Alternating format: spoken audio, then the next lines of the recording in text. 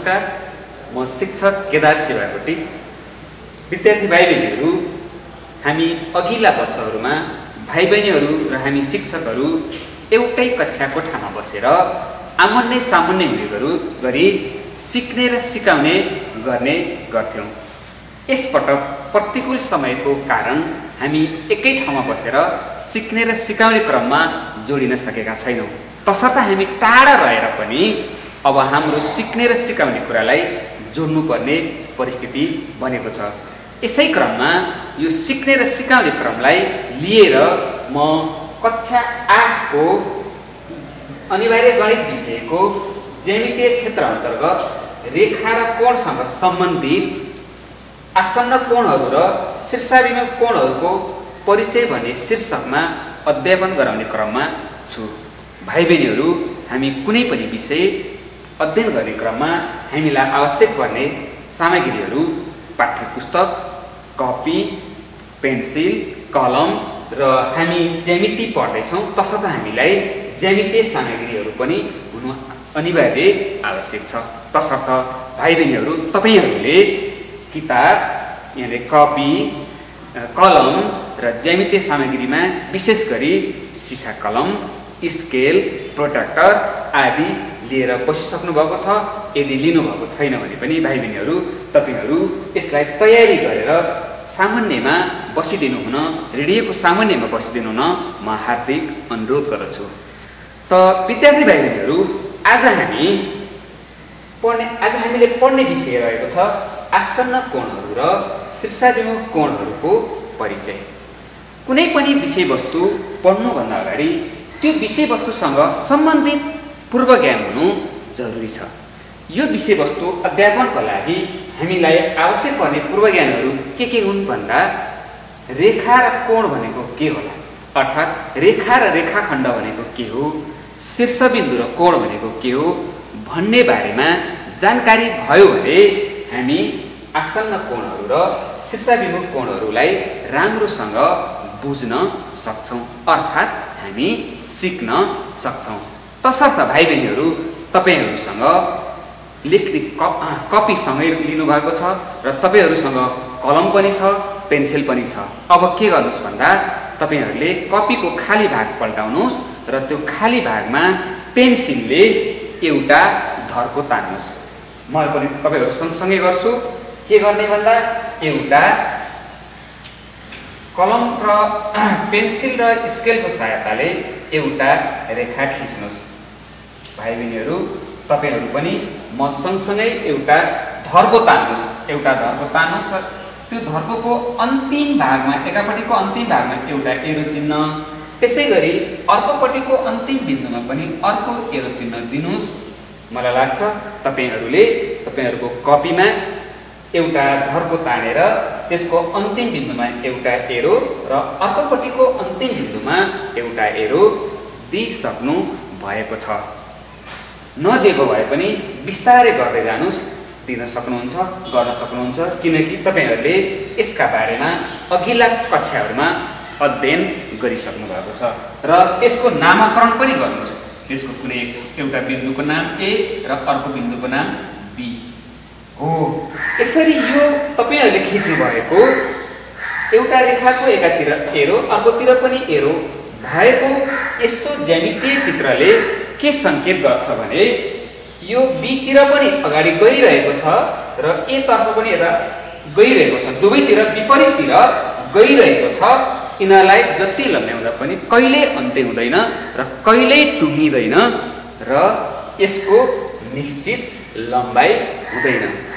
यस्तो कुनै पनि एउटा बिन्दुबाट विपरीत दुवैतिर जति लम्ब्याउँदा पनि कहिल्यै नटुङ्गिने र अर्थात् कहिल्यै अन्त नहुने ज्यामितीय चित्रलाई रेखा भनिन्छ, जसलाई हामीले हाम्रो दिमागमा कसरी प्रतिबिम्बित अर्थात् त्यसलाई राखिरहन सक्छौँ भने, अर्थात् म यसलाई एकचोटि म यो सामग्री मार्फत भाइ बहिनीहरूलाई म फेरि यसलाई पढेर भाइ बहिनीहरूले बुझ्ने गरी म दोहोऱ्याउन चाहन्छु।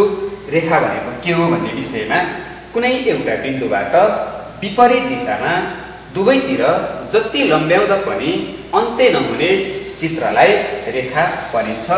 यसको निश्चित लम्बाइ हुँदैन, अर्थात् यसलाई यति सेन्टिमिटर अर्थात् यति मिटर अर्थात् यति किलोमिटर भन्न सकिँदैन। यस्तो चित्रलाई रेखा भनिन्छ। त्यसैगरी यसपछि हामी रेखाखण्ड भनेको के हो त्यो पनि हामीले अघिल्ला कक्षामा अध्यापन गरिसकेका छौँ। भाइ बहिनीहरू, तपाईहरुसँग कपी पेन्सिल सँगसँगै रहेको छ। यसपछि तपाईहरुले फेरि पुनः तपाईले अघि बनाउनु भएको रेखाभन्दा अलिकति तल दुईवटा बिन्दुहरू तान्नुस्। तपाईको कपीको खाली भागमा कुनै दुईवटा बिन्दुहरू खिच्नुस्, जसको नाम एउटाको पी दिनुस्, अर्कोको नाम क्यू दिनुस्। के भने मैले कपीको खाली भागमा कुनै एउटा बिन्दु पी ले बनाउनुस् अथवा खिच्नुस्, अर्को बिन्दु क्यू खिच्नुस्। भाइ बहिनीहरू, तपाईहरुको कपीमा बिन्दु पी र क्यू पक्कै पनि खिचिसक्नु भएको छ।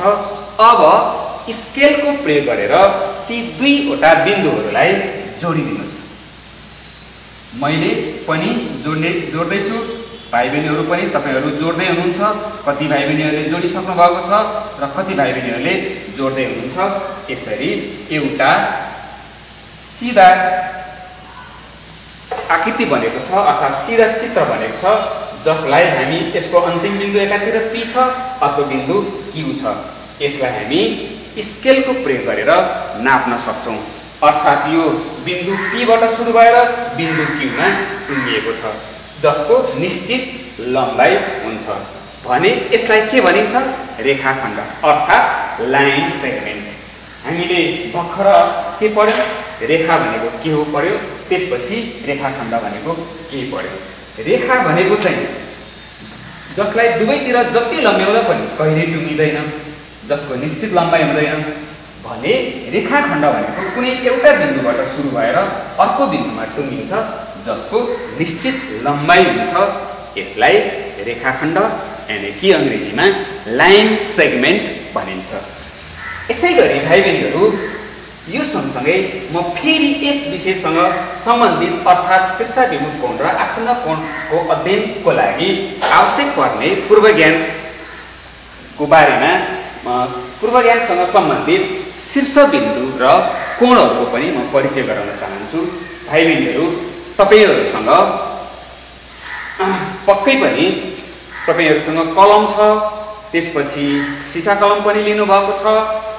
तपाईहरुको कलमको लेख्ने भाग चुच्चो छ, त्यसपछि सिसा कलमको पनि चुच्चो भाग छ। सिसा कलम र कलमलाई अब दुईवटा हातमा लिँदै हुनुहुन्छ, बिस्तारै लिनुस् र मैले भनेको कुरालाई याद गर्दै जानुस्। र सिसा कलमको पनि चुच्चो लेख्ने भाग र कलमको पनि चुच्चो लेख्ने भागलाई एक ठाउँमा जोडिदिनुस्।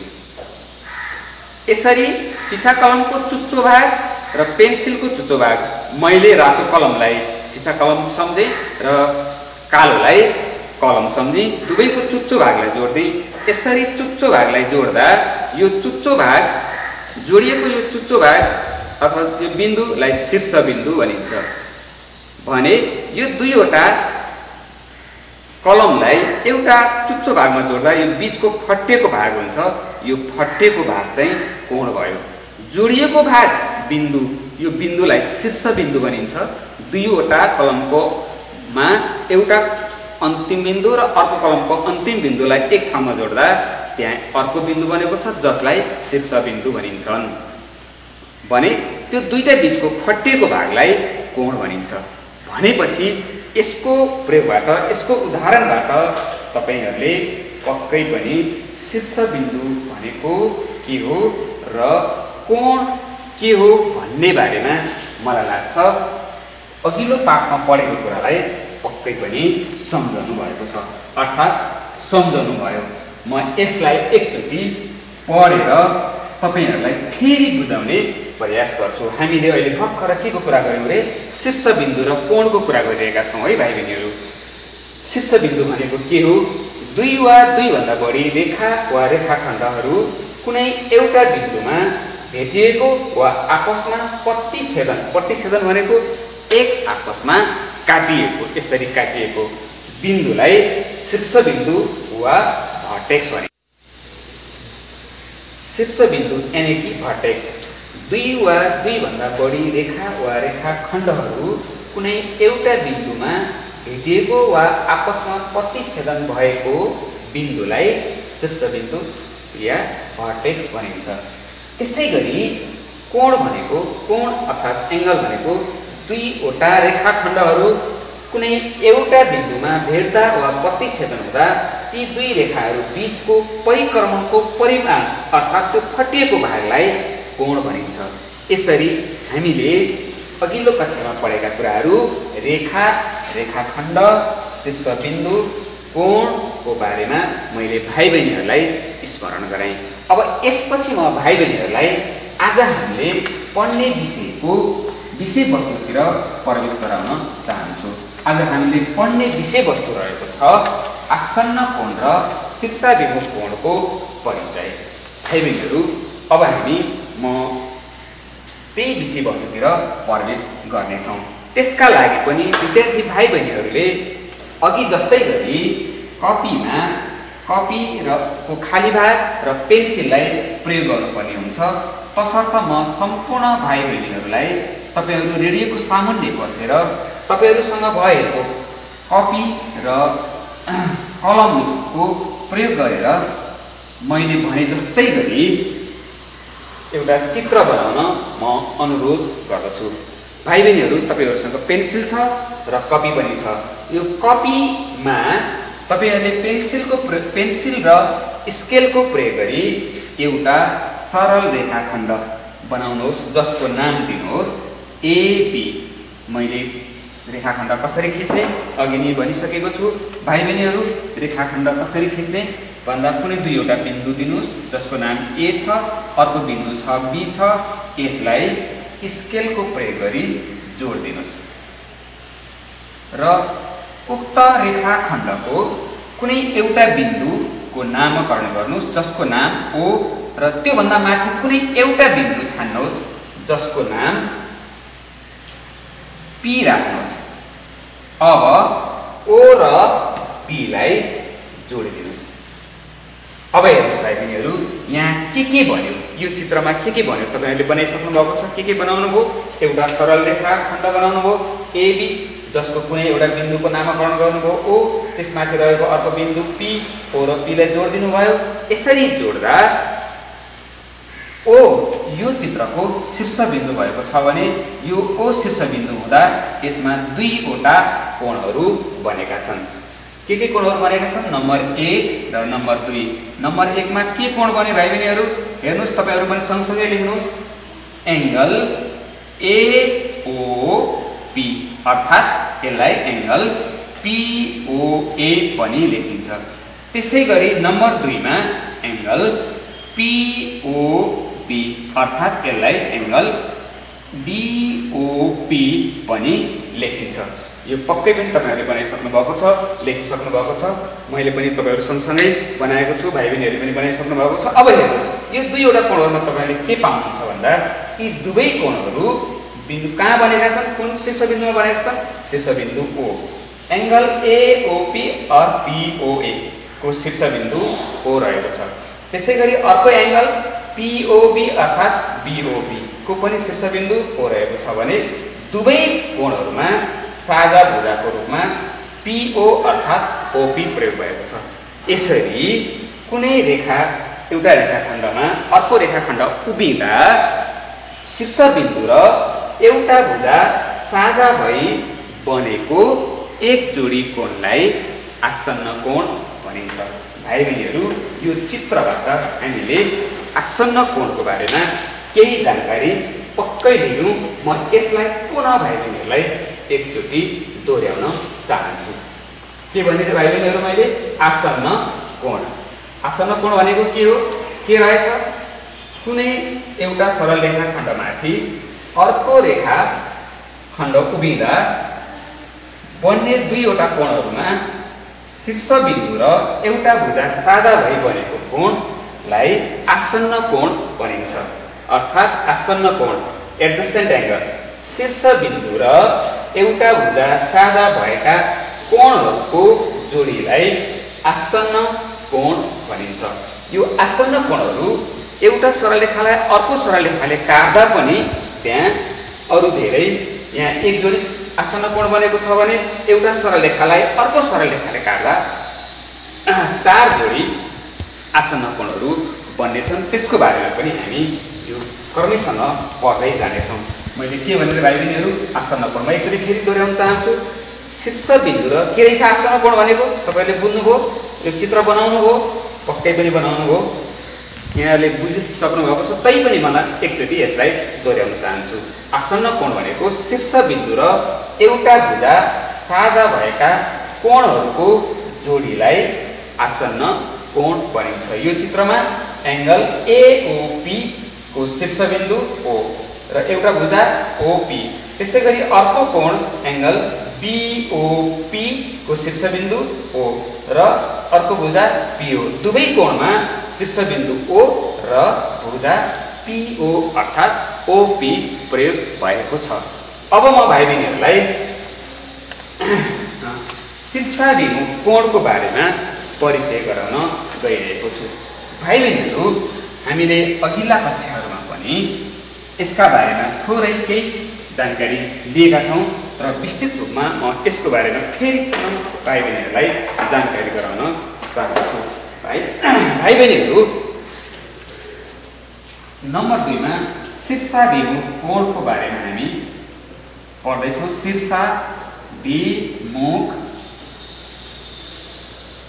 शीर्षाभिमुख कोणहरू अंग्रेजीमा VERTICALLY vertically opposite OPPOSITE opposite ANGLES angles।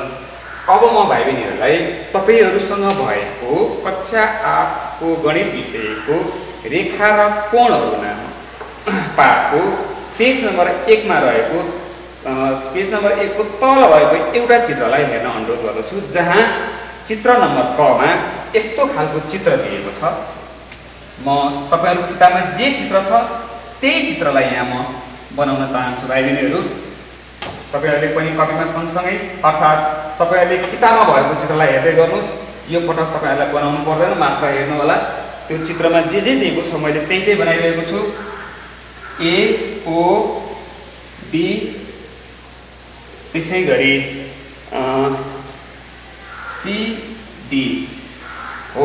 यो चित्र तपाईहरुको किताबमा चित्र नम्बर क पेज नम्बर 1 मा रहेको छ। त्यो चित्रलाई हेर्नु होला। म सँगसँगै तपाईहरुको किताबमा जे चित्र छ म त्यसकै बारेमा भनिरहेको छु। यो चित्रमा हेर्यो भने AB भन्ने रेखाले CD भन्ने रेखालाई बिन्दु O मा काटेको छ, अर्थात प्रतिच्छेदन भएको छ। यसरी प्रतिच्छेदित हुँदा यो यहाँनिर angle AOC, angle AOD, angle BOB र एंगल BOC चारवटा कोणहरू बनेका छन्। तपाईहरुले पनि हेरिसक्नु भएको छ, पक्कै पनि त्यहाँ चारवटा कोणहरू बनेका छन्। भने अब शीर्षाभिमुख कोणहरू भनेको चाहिँ म तपाईहरुलाई नम्बर 1 को छ एंगल AOC, नम्बर 2 मा छ एंगल AOD, त्यसैगरी नम्बर 3 मा छ एंगल BOD, नम्बर 4 मा छ एंगल BOC। अब म ती भाइ बहिनीहरूलाई कुन कोणहरू चाहिँ शीर्षाभिमुख कोणहरू हुन् भनेर जानकारी गराउन चाहन्छु। 1 नम्बरको कोण र 3 नम्बरको कोण अर्थात एंगल AOC र एंगल BOD शीर्षाभिमुख कोण हुन्। एंगल AOD र एंगल COB अर्थात एंगल BOC शीर्षाभिमुख कोण हुन्। किनभने यी दुईवटा कोणहरू जस्तै नम्बर 1 र 3 मा शीर्षबिन्दु साझा भई विपरीततिर बनेका कोणहरू रहेका छन्। अर्थात शीर्षाभिमुख कोण भनेको म भाइ बहिनीहरूलाई फेरि एउटा यो स्लाइड मार्फत म जोड्न चाहन्छु। भाइ बहिनीहरू, तपाईहरुले मैले भनेको कुरालाई राम्रोसँग ध्यान दिनु होला। तपाईहरुको किताबमा हेर्दै रहनु भएको छ। शीर्षाभिमुख कोण हुन के आवश्यक छ? दुईवटा सिधा रेखाहरू अथवा रेखाखण्डहरू आपसमा काटिँदा बनेका विपरीततिरका अनासन्न कोणहरूको जोडीलाई शीर्षाभिमुख कोणहरू भनिन्छ। यो तपाईहरुको किताबमा रेखा AB लाई CD ले O बिन्दुमा काट्दा एंगल AOC र एंगल BOD विपरीततिर अनासन्न भई एउटा शीर्षबिन्दु अथवा शीर्षबिन्दु साझा भई बनेका छन्। अर्थात् सर्टकटमा फेरि यसलाई दोहोर्याउन चाहन्छु। शीर्षबिन्दु साझा भई दुई विपरीततिर बनेका कोणहरूको जोडीलाई शीर्षाभिमुख कोण भनिन्छ। फेरि एकचोटि भाइ बहिनीहरु सुन्नुस्, दुईवटा सिधा रेखाहरू आपसमा काटिँदा शीर्षबिन्दु साझा भई विपरीततिर बनेका कोणहरूको जोडालाई शीर्षाभिमुख कोण भनिन्छ। यो चित्रमा एंगल AOC र एंगल BOD एक जोडी शीर्षाभिमुख कोण हुन्। त्यसैगरी एंगल BOC र एंगल AOD अर्को जोडी शीर्षाभिमुख कोण हुन्। मलाई लाग्छ भाइ बहिनीहरु तपाईहरुले आसन्न कोण र शीर्षाभिमुख कोणको परिचय बारेमा जानकारी प्राप्त गर्नुभएको छ। अब म विद्यार्थी भाइ बहिनीहरुलाई तपाईहरुसँग भएको पाठ्य पुस्तकको पेज नम्बर 3 मा अभ्यास 1.1 रहेको छ, जसमा के भनेको छ भन्दा नम्बर 1 मा तल दिएका कोणहरु मध्ये कुन कुन कोणहरु आसन्न कोणहरु हुन् र कुन कुन शीर्षाभिमुख कोणहरु हुन् लेख्नुहोस् भनेको छ। चित्र हेरेर नम्बर 1 को र नम्बर 2 को होमवर्क भाइ बहिनीहरुले गर्नु नै हुनेछ। र विद्यार्थी भाइ बहिनीहरु हामी अहिले विषम परिस्थितिमा छौं।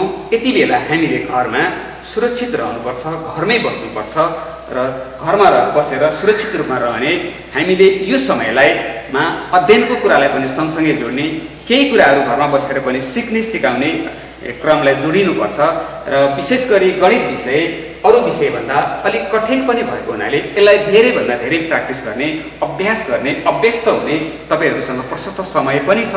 यो समयमा तपाईहरुले यसलाई अत्यन्त सक्दो प्रयास गर्नुस् अथवा सक्दो रूपमा यसलाई अभ्यास गर्ने बानी बसाल्नुस्, अभ्यास गर्नुस् र सँगसँगै गणित विषय सँगसँगै तपाईहरुले अन्य विषयका लागि पनि पढ्दै जानुहोला र राम्रोसँग यो समयलाई सदुपयोग गर्नुहुनेछ। हस्, धन्यवाद।